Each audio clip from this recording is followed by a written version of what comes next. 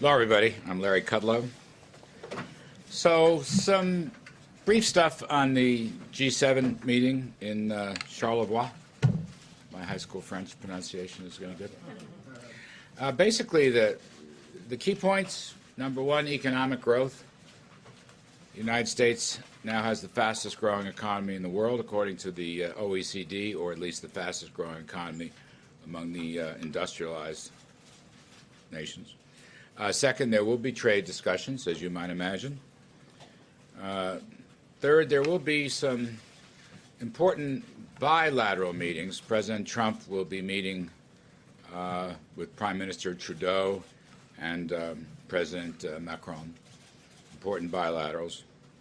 And finally, I think one of the key points, of course, on the eve of the North Korean summit in Singapore, one of the key points will be shared security issues among the allies. And if I may, just perhaps because it's my favorite subject, the United States economy is growing. We're pushing through 3%. Some said it couldn't be done. It is being done, and we're proud of it. And I think President Trump's policies of lower taxes and major regulatory rollback are a key part of this issue. And I also think his role as probably the strongest trade reformer of the past 20 years, not only protect American interests, but to open up avenues of growth for our business and our workers, and frankly to help open up world growth. The world trading system is a mess. It is broken down. And insofar as fairness and reciprocity and ultimately free trade, I think this is contributing to our economic growth and our confidence. A key point here on the economy is small business confidence, record high or nearly so, consumer sentiment, I guess best in 15 or 20 years at least. And of course the jobs numbers have been superb. Recent article in the New York Times suggested nothing better could be written about the job performance. I loved reading that. And unemployment rates are down across the board. Really, we haven't seen such low unemployment in many, many decades for all categories, I might add. So I think the policies are working, and my great hope is that our friends at the G7 will take notice of these policies and work with us to extend and expand them so we can have a prosperous U.S. and world economy. So these will all come up at Charlevoix. Yes, ma'am. Thank you, Mr. Kudlow. Appreciate it. A couple of questions on trade with China, if I may. First, have you reached a deal to lift the ban on CTE, as we've seen reported? And if so, what can you tell us about it? No decision has been reached by both sides as of now. And of course, I refer to you to Wilbur Ross, Secretary of Commerce. But as of this moment, no decision has been reached by both sides. Secondly, in terms of your focus on China and tariffs on China, there seems to be a dual focus of this administration on lowering the trade deficit with China, but also on structural reform. How do you see the more important of those goals, and what are you doing to try to achieve the structural reform in particular? You know, they are absolutely related, integrated thoughts. In other words, the negotiations between the U.S. and China regarding trade will lower the trade deficit if it works out. There are no deals at the moment. But the way you do that, this is an important point. I'm not sure folks have sort of picked up on this, and I appreciate your question on this. This is not a government to government. This is not the Chinese government buying a bunch of natural gas and soybeans from America. This is about reducing tariff rates and non-tariff barriers that will permit the increase in U.S. export sales to China. That's the actual mechanism. And I don't think that's been a clear point. It's an economic point. That's how you do it. And that represents structural change, important structural change. Now, as you know, there are other issues here. regarding technology transfers and theft of IP and so forth. But in terms of and if you do that, if you lower the tariff rates and if you lower the non-tariff barriers and you permit increased U.S. export sales, we are the most competitive economy in the world, so we will get that job done, then the trade gap will probably fall. That's how that will work. Yes, please. Going into the meeting, the finance ministers meeting over the weekend, the French finance minister described the scope as now the G6+1. Angela Merkel said there could be contentious discussions about trade. Are these alliances at a low point? And how does the U.S. plan to respond to these criticisms and concerns? Well, look, we're talking everything through. There may be disagreements. I regard this as much like a family quarrel. I'm always the optimist. I believe it can be worked out. But, you know, and I'm always hopeful on that point. This is a G7 meeting, and the presidents and heads of state will get together. Let me add one thought to that, though. President Trump, is very clear with respect to his trade reform efforts that we will do what is necessary to protect the United States, its businesses, and its workforce, so that we may have disagreements, we may have tactical disagreements, but he has always said, and I agree, tariffs are a tool in that effort, and people should recognize how serious he is in that respect. Do you expect him to make any changes to the tariffs on Canada or the EU in this meeting? There were some reports that Secretary Mnuchin had pushed for changes with Canada. I'm going to leave that to the meetings. Okay, the meetings will produce stuff. Okay, lots of hands. Sorry. Yes, sir. Please. Thanks a lot, Larry. You mentioned the president will be having a bilateral during the G7 with Canadian Prime Minister Trudeau. How would you describe relations right now between the U.S. and Canada? Are they better than have existed in prior administrations, or are they worse than have existed in prior administrations? I don't want to make comparisons with prior administrations. Please, for my benefit. Yes, just between us. I get it. Appreciate it. Look, President Trump talks to Prime Minister Trudeau a lot and continues to do so. I think the bilateral meeting that's scheduled between the two is a really good thing, and I think they'll walk through a lot of these issues. I have no doubt that the United States and Canada will remain firm friends and allies, whatever short-term disagreements may occur. So I would say relations are very good. Yes? What are the prospects for NAFTA being renegotiated this year? Well, we're still talking. Communication lines are open. I don't want to make a prediction. Ambassador Lighthizer, has the play on that. Everyone's still talking. Yes. Yes, sir. Could you talk a little bit about... Sorry, I was actually the one behind you. That's no good. But please, feel free. All right, I'll go. No, go ahead. Work it out, fellas. All right, thank you. Regarding trade deficits, the president often talks about trade deficits as if they're their own problem and other countries aren't buying our goods. And I know that you're saying that the issue is tariffs and lowering trade barriers will reduce trade deficits. What happens when the tariffs come down, the barriers come down, and the trade deficit doesn't go down? What happens then, sir?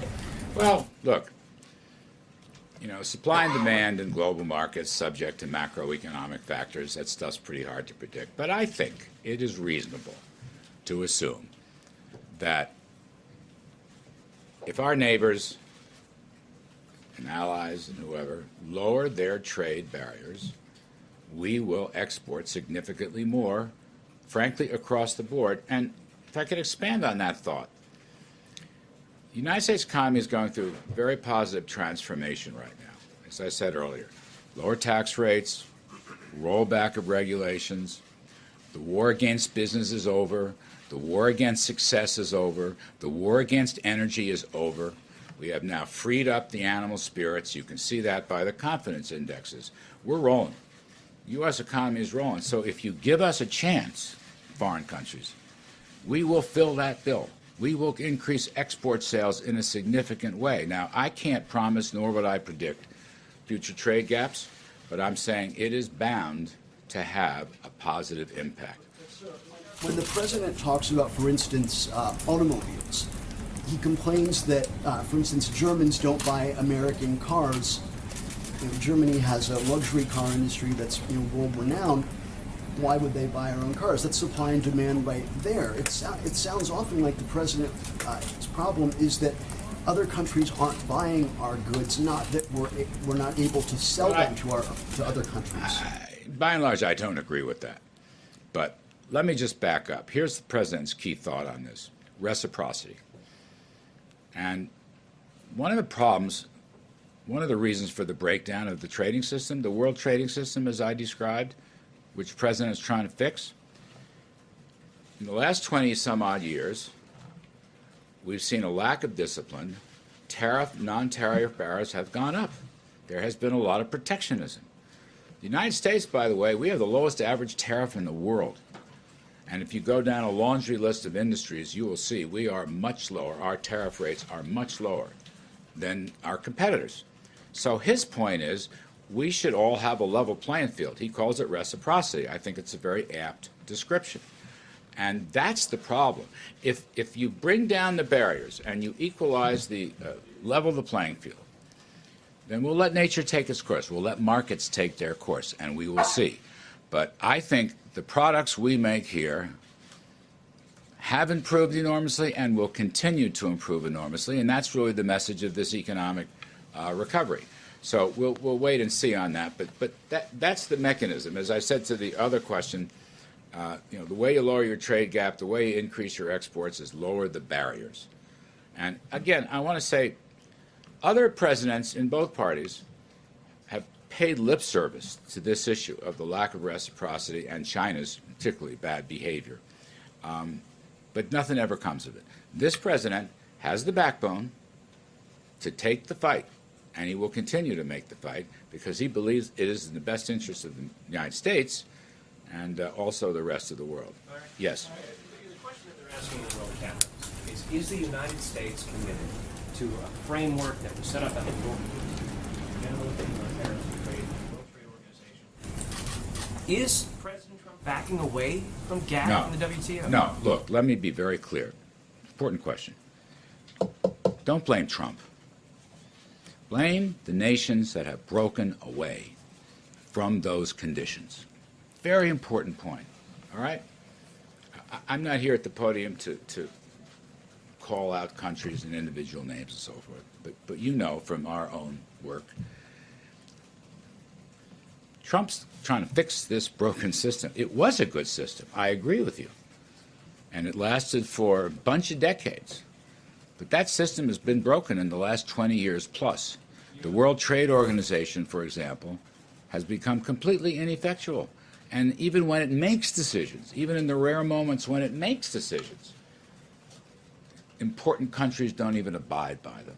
So you're right about that framework from the mid-1940s on. I think it worked beautifully. I think free world trade is a very good thing indeed, but it is broken. And President Trump is trying to fix it. And that's a key point. As I've said before, I think he's the strongest trade reformer in many decades. Yes. President France has said that it's possible that if these frameworks break down, it could lead to war. He said that. Well, I won't comment on what the President said. I will only say this. Each country has a responsibility to re-engage the world trading system. All right, we are making requests. The President would like other countries to deal with our requests. So far, they have not in any satisfactory way. That would help solve the problem, and hopefully this G7 meeting, which will take up trade in some considerable form, will move this along. Yes? In 2002, we went through the same thing with the Bush steel tariffs, and that was a disaster. Right? We ended up getting fined by the WTO, and we had to pull back those tariffs, which was 30%, not to 25%, 2 years early than they were supposed to expire. How is this different than that? Because the reaction from the world was the same. EU, all our trading partners, same reaction, and there was a trade war. There was a trade war. Well, I don't think there was a trade war, but call it what you may. That's I don't think I think what we're engaged with here is trade disputes that need to be solved. But I'll come back to my point. No administration in either party has made this case in a full-throated, comprehensive way, as President Trump is now doing. I think that's the difference. Yes, yes, sir, I owe you. Yes, please. Thank you. Just since a lot of countries now are coming up with retaliatory tariffs and taking their cases to the WTO, will this administration respect the decisions that come out of the WTO? You know, United States, the President said this many times, you know, we are bound by the national interest here more than anything else. All right? We're always interested in the World Trade Organization. Ambassador Lighthizer, in fact, has filed complaints in the WTO with respect to Chinese practices and the practices of other nations. So we're still working through the WTO. But international multilateral organizations are not going to determine American policy. I think the President's made that very clear. Yes. Yes. Can you describe, you talked about the summit, that there's going to be a lot of conversations, both bilateral and otherwise at the summit. Is there some expectation within the administration of an actual outcome? Is there some issue, do you expect some kind of decision either on some of these tariff issues, on pushing NAFTA forward, on some kind of communique that would push forward either on trade or on Iran or on any of the other issues? We'll see what comes of it. We'll see. We're gonna have all these discussions. It's early right now. It's not early. We're a couple of days from the summit. And well, for these kinds of decisions, let them meet first. Let them meet. Let them discuss, and then we'll see what happens. Eamon? Eamon? Sorry. The Treasury Secretary Stephen Mnuchin recommended to the President this week that the President extend an exemption on steel and aluminum tariffs to the Canadians. There's been a report to that effect. The report was incorrect. So he did not recommend an exemption for the Canadians? He did not. Is there anybody in the administration who is recommending an I don't exemption? want to go around the horn on that. I'm just saying there was articles written about a meeting we had. I was in that meeting. I talked to the Treasury Secretary earlier today. So it's funny. Neither of us said a word in that meeting. So that story is patently false. Okay? Patently false. Quick scheduling Yes. follow-up. Thank you very much. I appreciate it. It's one thing to talk about increased tariffs with, say, Mexico or Canada, whose economies are much more dependent on U.S. trade than, say, a more nefarious actor like China.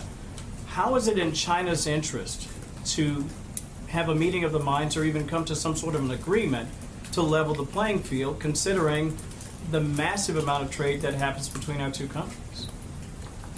You mean U.S. and China? Yes. Look, of course it's in their interest. I mean, they do a lot of business here. We They've done import a well lot. with the way they've been handling things already. Why would they want to change it? Well, I don't know. I mean, from the U.S. standpoint, it's a very unbalanced picture. Right. And the President would like to remedy that. That's a key point. Secondly, as we have said on a number of occasions, China has engaged in unfair and frequently WTO illegal trading practices. What's more, regarding IP theft, technology, forced technology transfers, and other matters, China has not behaved well. Now, this could be remedied if the two countries can reach agreements in certain areas. Thus far, we have not. But China sells a lot of goods here. Don't forget that. That's, of course, the source of our trade deficit. And President Trump would like to balance that out and bring down barriers and make new arrangements and see if China will play by the rules. That's an important point. Yes, You've yes. talked about China's bad behavior, and you've acknowledged the tension between the other countries at the G7. Are you concerned that that tension is going to affect your own negotiations with China? Because, you know, it seems like you could really use these allies right now, and instead of presenting a Western front against China, the U.S. is pretty isolated. And my second question is, we've heard a lot from President Trump about his summit with Kim Jong-un, and he's spoken very little about the G7. Is he going to be too distracted by his No. trip to Singapore? No. We're- Well, to my colleague's We're point, in what the are process. his main goals? We're in We the haven't pro- heard of a proactive agenda for the G7. We're in the process of briefings and discussions here, and as I said at the top, the outline here is easy: growth, trade, important bilateral talks, and important shared security talks. Let me go to the first part of your question. The whole world agrees with us regarding China's trade practices. The whole world. And in fact, many parts of that world have filed their own complaints on exactly the same grounds, either with the government of China or with the World Trade Organization. So make no mistake about that. Our president is taking action, strong, decisive action. As I said, I continue to refer to him as a trade reformer. And by the way, I'll just elaborate once more. He regards himself as a free trader. But until we can deal with these unfair practices and so forth, we will not have fair trade. Until we can have reciprocal relationships, we will not have free trade, we will not have fair trade. So I think his cause is just, and I think the rest of the world agrees with him. I mean, it always has from day one. Yes? Could you characterize the president's mindset going into this, knowing that he will likely encounter some awkward conversations? Does he want to go on this trip? The president wants to go on a trip. The president is at ease with all these tough issues. He's proven himself to be a leader on the world stage, and he's achieved great successes, I might add, in foreign policy. So I don't think there's any issue there at all. Going to be fair, yes. Thanks, Mr. Kudlow. To your point about the president's mindset, the allies, including British Prime Minister Theresa May, has called the tariffs unjustified and deeply disappointing. Her counterpart Justin Trudeau called the national security rationale insulting. What does the president think of those remarks? There are disagreements. He's sticking to his guns, and he's going to talk to them. Communication, the lines are open, the negotiations are ongoing, not only at the presidential level, but at the trade level, again, with Ambassador Lighthizer and Commerce Secretary Wilbur Ross and Treasury Secretary Steve Mnuchin. Talk's the best remedy here.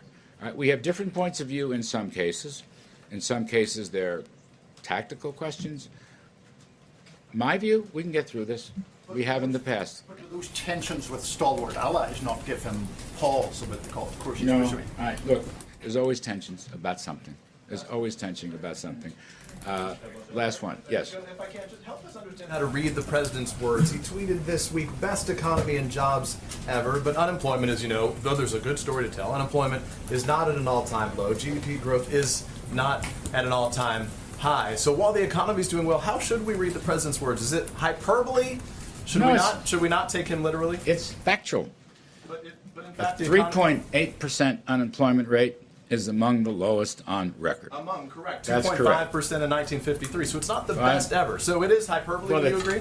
He's stating facts. The facts stand on their own.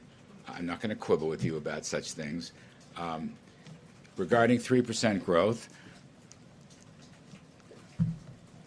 virtually every economist on the other side of the aisle, and they're friends of mine, many of them are good friends of mine, said 3% growth couldn't be achieved. We couldn't do better than 1 to 2. You heard it, I heard it, we've argued it and debated it, okay? We are now moving into 3% zone. That is a huge achievement. The president's policies, again, pro-growth policies, lower taxes, lower regulations, taking the handcuffs off business, telling people to be as entrepreneurial, risk-taking as they properly can, providing confidence. These things have added up to a tremendous transformation of the economy, which, in my judgment, is only just beginning. So, to me, it's a factual statement. Let me just say thank you to all of you. Appreciate it very much.